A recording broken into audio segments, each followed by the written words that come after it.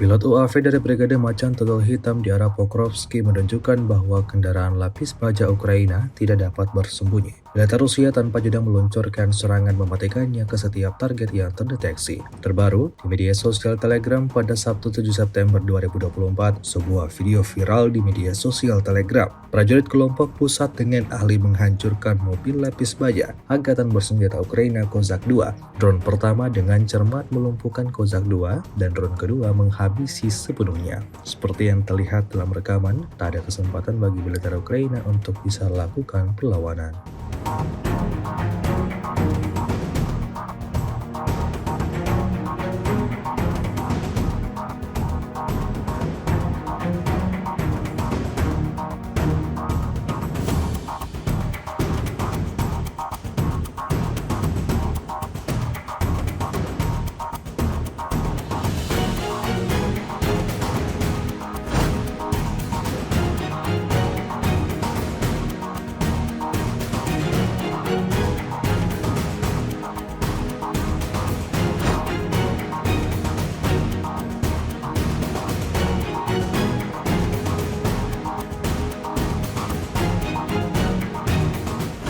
Download Tribun X sekarang, menghadirkan lokal menjadi Indonesia.